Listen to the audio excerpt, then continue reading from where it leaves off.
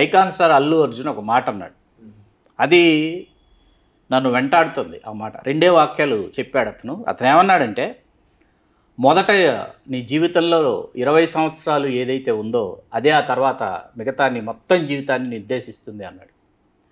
అట్లాగా ఎక్కడైనా ఎప్పుడైనా ఎవరికైనా వాళ్ళ ప్రారంభ దశ అనేది ఒకటి ఉంటుంది. ఆ ప్రారంభ దశలో తనను తాను ఖండించుకొని మండించుకొని దండించుకున్నటువంటి పరిస్థితే ఎవరినైనా వాళ్ళని పూర్తి స్థాయిగా ఒక స్వరూపుడిగా వాళ్ళని మారుస్తుంది. అటువంటి ఒక అవతార స్వరూపం జొన్నవిత్తుల రామలింగేశ్వరరావు గారు. మీ ఆరంభ దశ గురించి మొదటగా వినాలన్నది గురుగారు. నేను ఒక సంప్రదాయ కుటుంబంలో పుట్టాను. విజయవాడలో కృష్ణలంకలో కృష్ణానది తీరంలో పెరిగాను. రామోహన్ లైబ్రరీ ఎదురుకుండానే మా ఇల్లు ఉండేది. మొట్టమొదటిలో నేను పుట్టినప్పుడు అమెరికన్ హాస్పిటల్లో పుట్టాను. రామోహన్ లైబ్రరీ ఎదురుకుండా ఒక ఇంట్లో అద్దెకుండేవాళ్ళం మేము అప్పట్లో. మా నాన్నగారు స్కూల్ మాస్టారు. ఈ రోడ్డు దాటి పరిగెత్తుకుంటూ వెళ్ళి 9-10 ఏళ్ల వయసులోనే అప్పటికే చందమామ చదివే శక్తి వచ్చేది అప్పుడు ఆ కాలం వాళ్ళకి. ఆ చందమామ కోసం 10 సంవత్సరాలు ఉన్న నేను బందర్ రోడ్డు దాటుకుంటూ అలా పరిగెత్తుకుంటూ వెళ్ళి ఆ లైబ్రరీలో కూర్చుని ఎన్నో కథలు చదువుకున్నవాడిని. అలా అక్కడ ఉన్నటువంటి సాహిత్యమూర్తులు, సాహితీవేత్తలు, విజయవాడ అంటే ఏముంది, ఒక సముద్రం ఒక్కట్లేదు తప్ప అంత భాషా సముద్రులు, జ్ఞాన సముద్రులతో ఉన్న నది, కొండలు, వాగులు, తోటలు, పొలాలు, అన్నిటి మధ్యన కాలువలు, వాటన్నిటి మధ్యన పెరిగిన వాడిని. స్వచ్ఛమైనటువంటి ప్రకృతిలో దాని ఆ ప్రకృతి ముద్ర నా మీద బాగా ఉంది. అటువంటి ముద్ర చాలా తక్కువ మందికి ఉంటుంది. ఎందుకంటే కాలువలు, నది పక్కనే మా ఇంటికి 50 గజాల దూరంలో వాగు, జామ తోట, పేరు జామ తోటే కానీ దాంట్లో అన్ని వృక్షాలు ఉన్నాయి. నాకు బాగా గుర్తున్నంతలో మీరు అన్ని రంగుల్లో ఉన్న రేగుపళ్ళు తిన్నానని చెప్పారు. మామూలుగా కాదు. అలాగే ఆ నదికి ఉన్న ఒండ్రు మట్టి అంటే నేను ఇంత చిన్న ఒండ్రు మట్టి కాదు, పెద్ద ఇటుకి రాయి ముక్కలు ఉంటాయి చూసారా, అసలు మొత్తం గట్టు ఒండ్రుతో ఉండేది. అటువంటి ఒండ్రు పూసుకుని నదుల్లో ఈది, చెట్లెక్కి, తోటల్లో పరుగులెత్తి, అవతార సినిమాలో చెట్ల మీద పరిగెడతారు చూసారా, అది మాకు చాలా సహజం. ఆ జీవితం తెలియని ఈ తరం వాళ్ళకి అది చాలా గొప్ప విషయం. చెట్ల కొమ్మల మీద మామూలుగా రోడ్డు మీద పరిగెత్తుకున్నట్టుగా పరిగెత్తుకెళ్తారు కదా, అలా మేము అలా పరిగెత్తాం. కోతి కొమ్మ వచ్చి ఆడేటప్పుడు ఒక ఇమాం పసంద్ చెట్టు ఉండేది, మామిడి చెట్టు. ఆ చెట్టు ఇలా ఒక 45 డిగ్రీల్లో ఉండేదండి, పెద్ద కొమ్మ. అలా ఆ కొమ్మ మీదకి మామూలుగా నేల మీద పరిగెత్తినట్టుగానే పరిగెత్తేవాళ్ళం. అలా పరిగెత్తుకుంటూ వెళ్ళిపోయి అది తప్పం. దృష్టి వేరే వాటి మీద ఉండదు. కోతికైనా లేకపోతే అడవి మనిషికైనా కూడా ఎందుకని వాడు తప్పడంటే బ్యాలెన్స్, వాడి దృష్టి దాని మీదే ఉంటుంది. అంటే మనకి తెలియదు, చిన్నతనంలో మనం పెరిగిన ఆ వాతావరణంలో ఆడుకుంటూ ఆ కొమ్మ మాత్రమే కనిపించేది మనకి. అటు ఇటు కింద నేల కనిపించదు మనకి. ఆ కొమ్మ మీద అలా పరిగెత్తుకుంటూ ఉత్సాహంలో అలా వెళ్ళిపోయేవాళ్ళం. అటువంటి ఒక అద్భుతమైన, అంటే నేనే కాదు, నా చుట్టూ ఉన్న స్నేహితులందరూ కూడా దాదాపుగా పాకల్లో ఉండేవాళ్ళు. పాకలు, కొంతమంది మన రెల్లుగడ్డి, అది కొంచెం వెళ్ళగలరు. ఆ తర్వాత పెంకుటిళ్ళు, బంగాళా పెంకుళ్ళు, 1 ఎర్ర డాబాలు. అప్పట్లో అందరి ఇళ్ళు కూడా ఇంతే, సమాజమే అలా ఉండేది దాదాపుగా. కానీ ఎవ్వరూ సంపన్నులుగా ప్రత్యేకించి కనిపించేవాళ్ళు కాదు. ఉండేది వెనకాల పొలాలు అవి. కానీ బయటికి వస్తే అందరూ ఒకే ప్రకృతిని అనుభవించాం, అందరూ ఒకే ఆనందాన్ని అనుభవించాం. ఆ చెట్టెక్కి పుట్టెక్కి నదిలో స్నానం చేసి పిల్లలందరం కూడా. కనుక అది ఒక పరమాద్భుతమైనటువంటి ఒక స్వచ్ఛ ప్రకృతి లోకం అది. దాని నుంచి వచ్చినటువంటి వాడిని. దానికి తోడు ఏంటంటే అక్కడ ఉండేటువంటి హరికథలు, బుర్రకథలు. ఇక మీకు నవరాత్రి వచ్చిందంటే, దసరా వచ్చిందంటే, వినాయక చవితి వచ్చిందంటే చాలా దగ్గర 9 రోజులు నాటకాలు, పౌరాణిక నాటకాలు. ఇక ఇవన్నీ వాటన్నిటి ప్రభావం కూడా మన మీద ఉంటుంది. తప్పకుండా. ఈ గీత రచనలోకి ఎలా ప్రవేశించారు, ఎప్పుడు ప్రవేశించారు? అంటే వీటన్నిటి ప్రభావంతో మీరు రచన చేయడం మొదలుపెట్టారా, లేకపోతే అసలు చెన్నై రావడానికి ప్రేరేపించిన సంఘటనలు? చెన్నై మొట్టమొదట్లో 80లో వచ్చా. నా 20 ఏళ్ల వయసులోనే వచ్చా. అక్కడ ఒక సంవత్సరంతో ఉన్న సుమారుగా. తర్వాత మా ఇల్లు తగలబడిపోయింది. సింగనగర్ సింగనగర్. నా 18-19 ఏళ్ల వయసులో సింగనగర్ వచ్చాను కృష్ణలంక నుంచి. అప్పుడు ఒక పాకలో ఉండేవాడు, అది తగలబడిపోయింది. ఆ తర్వాత నేను మళ్ళీ విజయవాడ వెళ్ళిపోయాను. విజయవాడలో ఉన్నా. మళ్ళీ 5 ఏళ్ల తర్వాత మళ్ళీ నేను ఏషియన్ లాంగ్వేజ్ బుక్ సొసైటీ అని దాంట్లో ఉద్యోగం కోసం వచ్చాను. ఎల్డామ్స్ రోడ్లో ఉండేది. అక్కడ ఉన్నప్పుడు ఆ సంస్థ తీసేశారు వేరే కారణాల వల్ల. తీసేస్తే అప్పుడు నేను నా రూమ్మేట్గా ఉన్నటువంటి మిత్రుడు వేదభాస్కర్ అని యోగా మాస్టర్, ఆయన మురళీమోహన్ గారికి యోగా చెప్పేవాడు.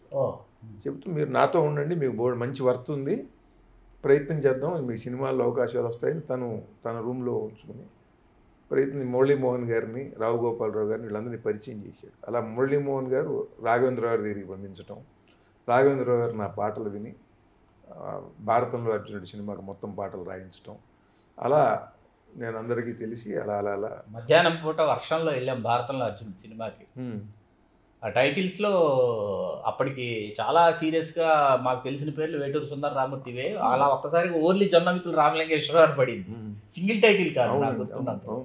అది రాఘవేంద్రరావు గారి గొప్పతనం. ఎందుకంటే కొత్తగా వచ్చాడు ఒక పాట ఇద్దామన్నా కూడా నేను అదే గొప్ప అనుకునేవాడిని కదా. కానీ ఆయన మొత్తం పాటలు ఇచ్చారు. ఇది వేటూరు గారి ప్రభంజనం నడుస్తున్న రోజుల్లో అది ఆయన గొప్పతనం.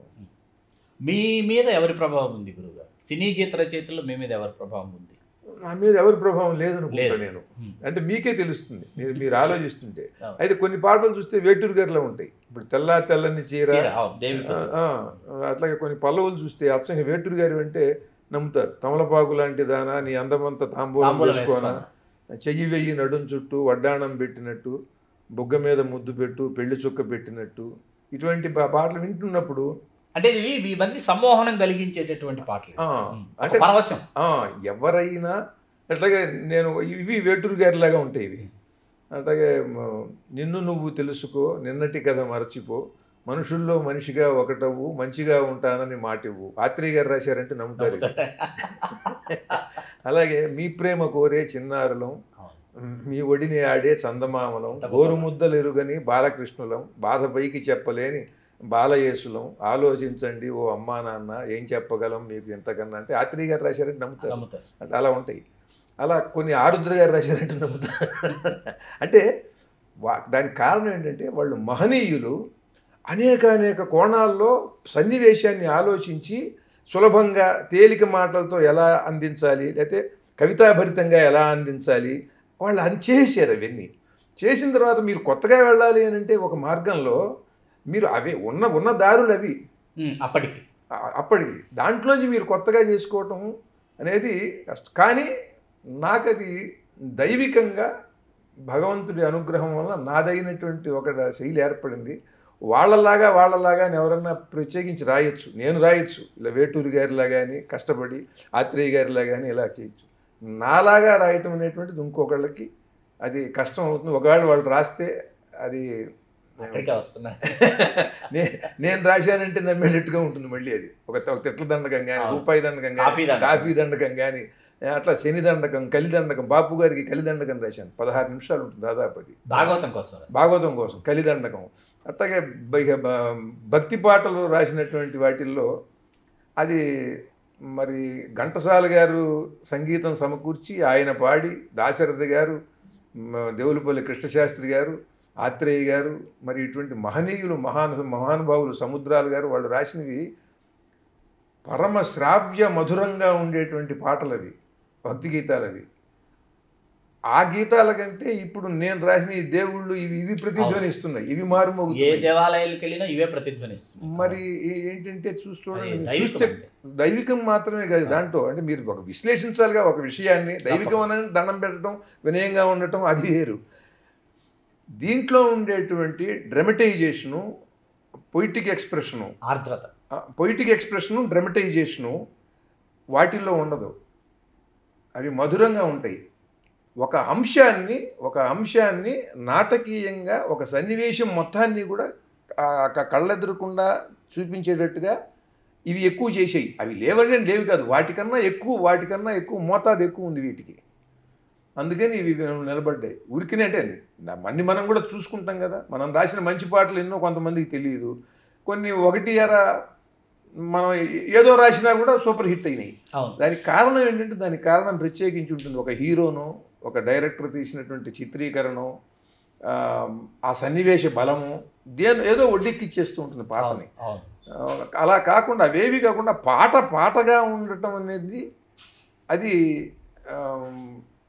అది గొప్ప, అది భగవంతుడి అనుగ్రహం అనుకోవాలి. Please do subscribe to Telugu Rajyam channel. Please do subscribe to Telugu Rajyam channel.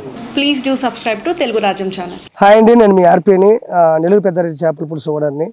మీరు తెలుగు రాజ్యం అనే ఈ యూట్యూబ్ ఛానల్ సబ్స్క్రైబ్ చేసుకుని మంచి మంచి వీడియోలతో వస్తారు. Thank you so much. Hi people, I'm Sonakshi Verma and you please watch Telugu Rajyam and please subscribe to the channel.